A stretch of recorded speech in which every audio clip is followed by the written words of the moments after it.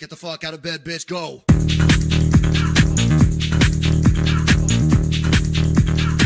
Get up, get the guy, go.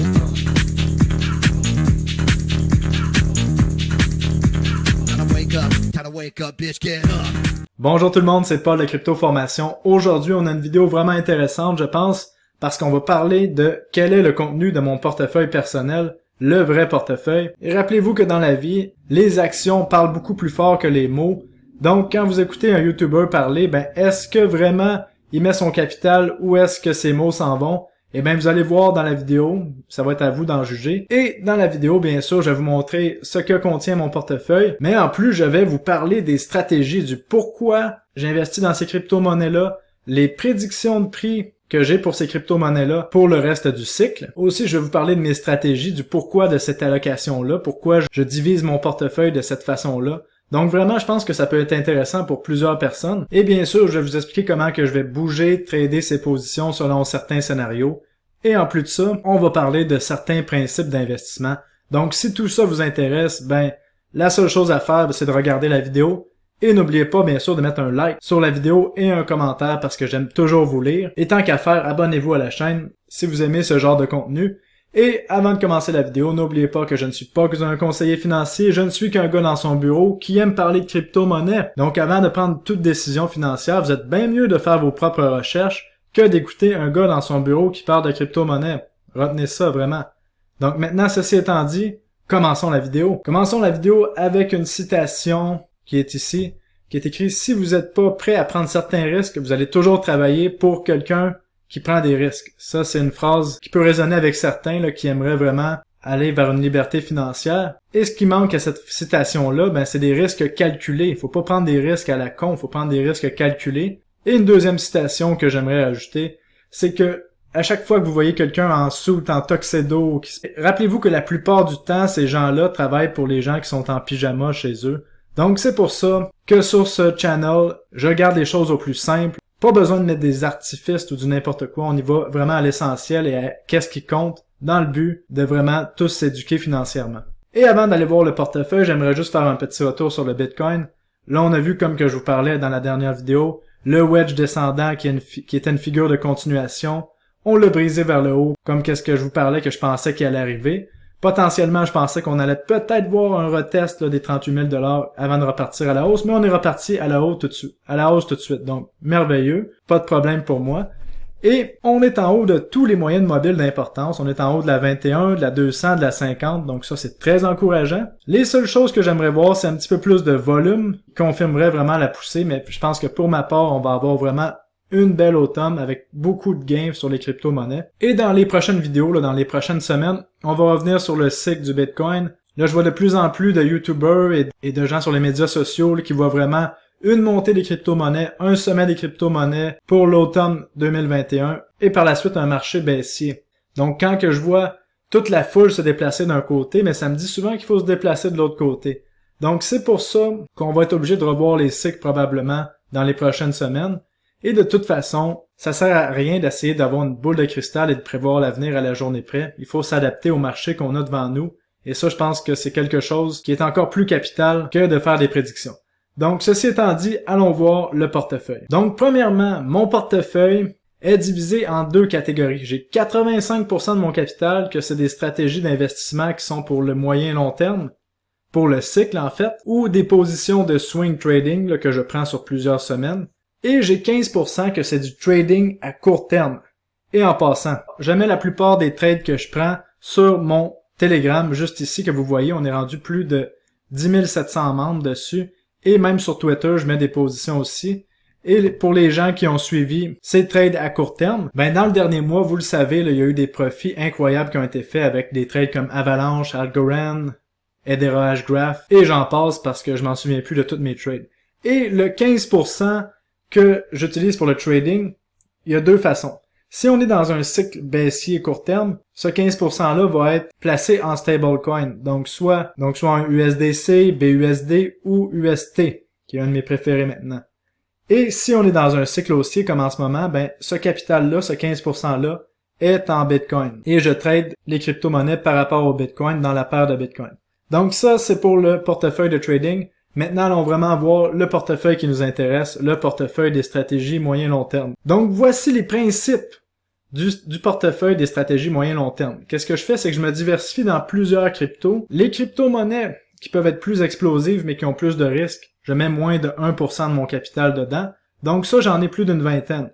Et ensuite de ça, j'ai des crypto-monnaies où que je mets une allocation plus grande. Ça, j'ai une quinzaine de crypto-monnaies que j'ai une allocation entre 3 et 12% de mon portfolio que vous allez voir dans la vidéo. Donc vraiment, je pense que ça va être intéressant. Et on va aller voir ces 15 crypto-monnaies-là ensemble. Donc pourquoi est-ce que je suis réparti en plusieurs crypto-monnaies comme ça? Ben parce que je veux être exposé à plusieurs sphères et à plusieurs catégories du marché des crypto-monnaies. Et en plus, en crypto-monnaie, on le sait, c'est pas tous les crypto-monnaies qui vont monter en même temps.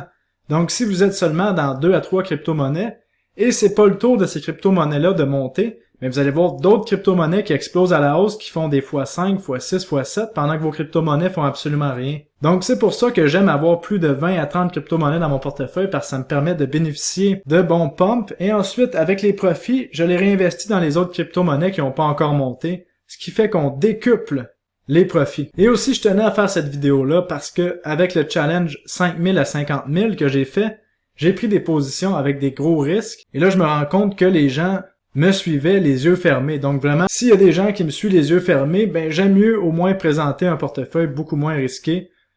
Et ne faites jamais ça, faites pour vos propres recherches. Je ne suis pas conseiller financier, vraiment important. Et avant d'aller voir le portefeuille dans 20 secondes, j'aimerais vous dire comment est-ce que je gère tous ces crypto-monnaies-là. Ben, c'est avec des feuilles Excel dans le but de pouvoir payer les impôts à la fin de l'année, même si c'est pas de quoi d'intéressant.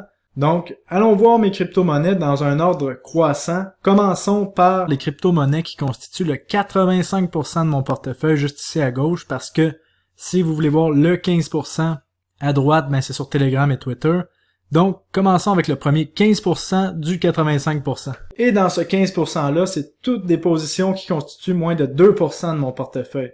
Et là, pour les bitcoins maximalistes, vous allez avoir mal au cœur. Vous voyez, Bitcoin constitue moins de 2% de mon portefeuille. Et je suis vraiment pas gêné de le dire parce que je sais que les gains se font dans les altcoins. On est là pour la technologie, mais en même temps, étant donné qu'on comprend la technologie, on sait que des gains massifs vont se faire dans d'autres crypto-monnaies, beaucoup plus que dans le Bitcoin. Donc oui, le Bitcoin est extraordinaire, mais il faut garder les yeux ouverts pour les autres technologies. Et si vous voulez voir la vidéo où est-ce que je vous explique quel secteur regarder pour faire des gains massifs, mais là c'est facile, c'est une des vidéos les plus importantes que j'ai jamais faites, c'est celle-là ici.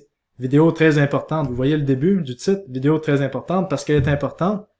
Et on voit les grandes tendances à surveiller pour les prochaines années. Donc si on continue dans le portefeuille, j'ai plusieurs positions là, dans OMI pour les NFT, Oxy que je vous avais parlé dans une vidéo, Akash, Rune, un exchange décentralisé, Crosschain, vraiment intéressant, Secret Network, c'est la crypto que je mise pour tout ce qui est le côté privé des crypto-monnaies, XPRT pour tout ce qui est liquid staking, XRP, XLM, ça c'est deux joueurs que j'utilise pour les CBDC parce qu'on sait qu'éventuellement XRP risque de gagner son procès et lorsque ça va arriver, on va voir un XRP qui va faire un x10 probablement.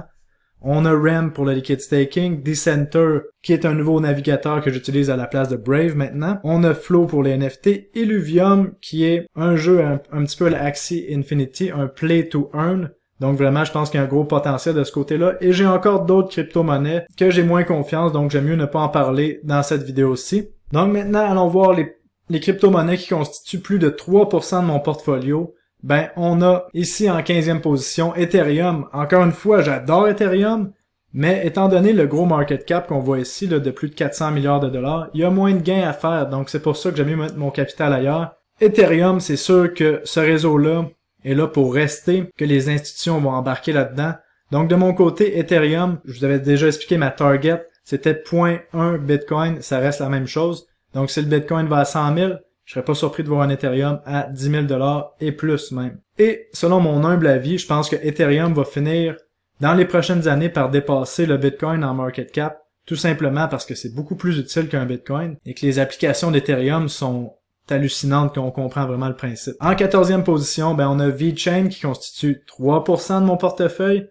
Pourquoi VeChain? Ben parce que tous les gros partenaires sont là, c'est la chaîne d'approvisionnement. Et là, on sait que la chaîne d'approvisionnement, il y a de plus en plus de problèmes avec tout ce qu'il y a eu avec le COVID et tout ça. Donc, VeChain que j'ai commencé à accumuler dans la correction là qu'on a eu au mois de juillet, là, autour des 7 à 6 sous. Et où est-ce que je pense que VeChain peut aller? Ben définitivement, je pense que VeChain va dépasser son sommet historique qui était de 0.28 sous. Et je serais pas surpris de voir un VeChain qui peut atteindre les 40 sous là, pour la fin de l'année. En 13e position, qui constitue 3% de mon portefeuille, ben on a Quant ici, que j'ai été vraiment surpris. Je pensais pas qu'on allait avoir une poussée à la hausse aussi importante. Quant, qui est un des joueurs pour être avec les CBDC, là, les devises de banque centrale, une des blockchains qui potentiellement pourrait être utilisée, des gros partenariats qu'on voit avec Quant. Je vous en avais déjà parlé dans une vidéo au mois de mai ou de juin, si je m'en souviens bien. Je vous avais déjà expliqué que j'accumulais autour des 50$. Si on regarde le graphique ici, c'est autour de mai-juin, là, 50 à 60$.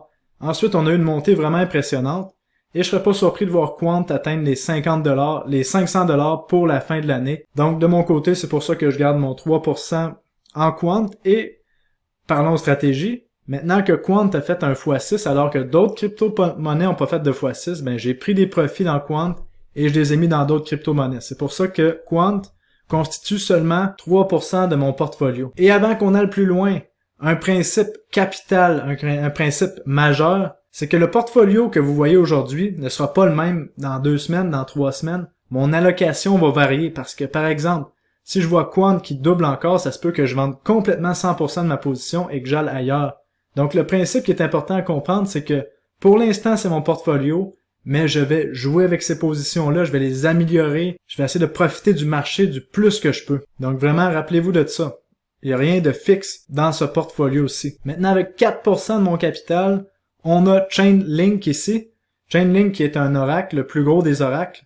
Je suis sûr qu'il va y avoir une autre saison des oracles. Donc, pour ma part, Chainlink, que j'ai accumulé autour des 20-25$, et qu'on le sait que la finance décentralisée, ben en fait, presque tous les systèmes qui ont besoin de données extérieures à la blockchain ont besoin d'un oracle. Donc, les oracles sont là pour rester.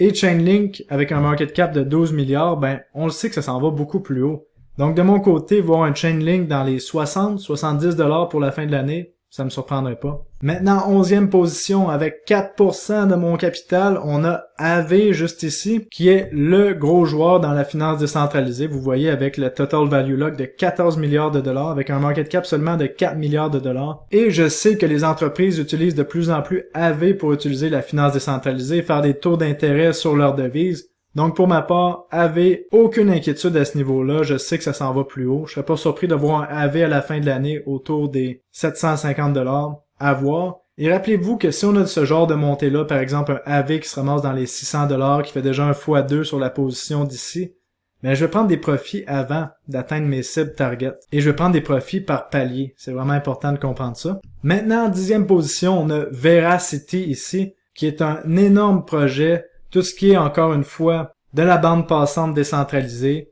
tout ce qui est vidéo, 4K, qui va avoir un lien énorme avec la Metaverse. Je vous en parle depuis le mois de mai à juin, et je vous en parle que j'en accumule autour des 1.5 à 1 sou, et là, on a quand même un excellent x4, donc j'ai déjà quand même pris un petit peu de profit sur Veracity, mais selon moi, Veracity va dépasser son sommet historique qu'on a vu juste ici, là, qui était autour des 5.5 sous, et ça m'étonnerait pas de voir un Veracity qui peut terminer l'année autour des 10 sous, étant donné la nature du projet, et même ça peut aller encore plus haut, parce que vraiment, on a quelque chose d'assez important ici. Et encore une fois, le principe de base, c'est plus ça monte, plus je prends des profits, vraiment, ça c'est ma façon de faire. En 9e position, avec 6% de mon portefeuille, on a Solana juste ici, qui nous a fait une montée incroyable, là, si on regarde ça. Dans les dernières semaines, là, je vous parlais de Solana là, depuis le mois de mars, si je me souviens bien. On est allé chercher entre un x7 et x10 selon les points d'entrée. Donc pour ma part, pourquoi c'est seulement 6% de mon portefeuille? C'est parce que j'ai vendu énormément de Solana. Parce qu'à un moment donné, Solana était rendu plus de 20% de mon portefeuille avec les gains incroyables qu'on a eus. Mais à un moment donné, il faut prendre des profits. Et là, Solana, pour ma part, je pense que c'est pas fini. Ça peut potentiellement aller chercher les 300$ pour la fin de l'année. Mais le gros de la montée est fait. Donc de ce côté-là, plus on va monter, plus je vais prendre des profits encore une fois avec Solana. Maintenant, avec 7% de mon capital, ben, on a les exchanges décentralisés. Et là, on voit Sushi, que je vous avais parlé que c'est un exchange décentralisé pour plusieurs blockchains. Et lorsqu'on voit le total value là qui est à 4.8 milliards, ben, on se demande pourquoi le market cap est seulement de 2 milliards de dollars. Donc, dans ce 7%-là de mon capital, j'ai du Sushi. Et là, c'est pas juste une crypto-monnaie, je l'ai regroupé sur ce qu'on peut appeler les exchanges décentralisés. Il y a du Sushi, on a du PancakeSwap, qui est l'exchange décentralisé pour la Binance Smart Chain, qui est utilisé énormément. Et on a ici Serum, qui est l'exchange décentralisé pour la blockchain de Solana. Et je serais pas surpris qu'éventuellement on voit des parties de l'exchange FTX qui deviennent complètement décentralisées sur Serum. Mais ça, je m'attends pas à voir ça avant les prochaines années. Donc c'est pour ça que ces trois crypto-monnaies-là, Sushi, PancakeSwap et Serum, je les garde bien confortablement dans mon portefeuille parce que selon moi, cette catégorie-là a pas fini de monter et je m'attends au moins à un x2 à x3 là, de ces crypto-monnaies-là pour la fin de l'année. Maintenant, en cinquième position, avec 8% de mon portfolio, ben on a le FTT, le FTX token, qui est le token de l'exchange FTX, qui est déjà un des plus gros exchanges qui a connu une croissance phénoménale et qui, avec son propriétaire Sam Bankman-Fried, s'en va beaucoup plus haut en termes de volume d'exchange. Donc le token va suivre, on va voir ça un petit peu comme un Binance Coin. Et si on regarde la charte, ben j'ai commencé à accumuler, comme je vous expliquais là, dans la correction qu'on a eue cet été, autour des 25-30$. Et je pense que ça s'en va plus haut. Là. Je serais pas surpris de voir le token en haut des 100$ pour la fin de l'année. Donc je vais continuer de vendre dans la montée encore une fois. Et ce qui est vraiment intéressant avec ce token-là, étant donné que c'est un token d'exchange, qui est une compagnie, l'exchange FTX, ben souvent on voit ces tokens-là qui ont tendance à se transiger un petit peu plus comme des actions, si on veut, donc qui parfois subissent un petit peu moins les corrections importantes. Donc c'est pour ça qu'il y en a beaucoup dans mon portefeuille. Maintenant, en quatrième position, on a Polkadot. Polkadot qui est un projet, une blockchain de contrats intelligents. Polkadot, je serais pas surpris de le voir se transiger dans les 75-80$ pour la fin de l'année. Si on regarde la charte, Polkadot n'a même pas dépassé son sommet historique qui a eu lieu au printemps passé, autour des 50$. Et l'innovation n'a jamais arrêté sur Polkadot. Et en plus, il y a les encans de Parachain qui s'en viennent. Donc de ce côté-là, aucun souci pour Polkadot. Et j'ai du Polkadot, et du coup aussi, c'est sûr que dans le 8%, il y a du Kusama, qui est le testnet de Polkadot. Donc, mettons, par exemple, dans le 8%, j'ai 7% Polkadot et 1% Kusama parce qu'on sait que Kusama est vraiment important pour l'écosystème de Polkadot. Et ma target pour Kusama reste la même. Encore une fois, je parle des 1000$. Maintenant, on rentre dans le top 3. Avec 10% de mon portefeuille, ben j'ai du Atom, le Cosmos. Pourquoi c'est ma troisième position? Ben, je pense que vous le savez, là, avec toutes les vidéos que je vous ai faites sur Atom, c'est la seule blockchain qui permet l'interopérabilité en ce moment sur plusieurs projets et qui fonctionne déjà. C'est pas juste une promesse, ça fonctionne déjà. Donc c'est un des projets les plus sous-évalués pour ma part.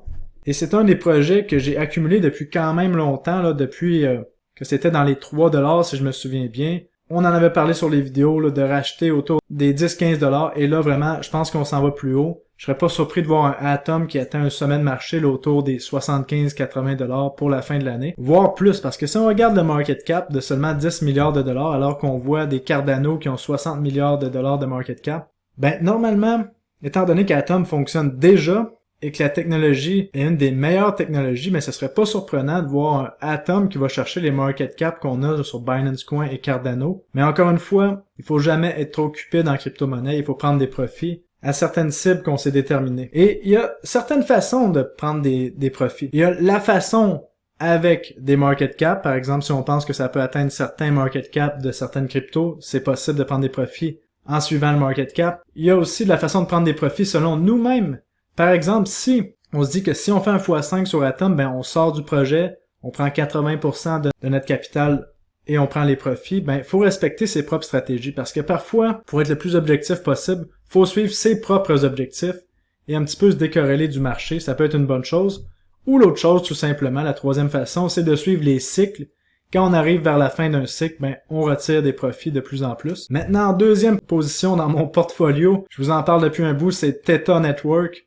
Pourquoi Theta Network? Parce que ça va être un des joueurs les plus importants dans tout ce qui est le streaming décentralisé. On a un des fondateurs de YouTube qui est un des fondateurs de Theta.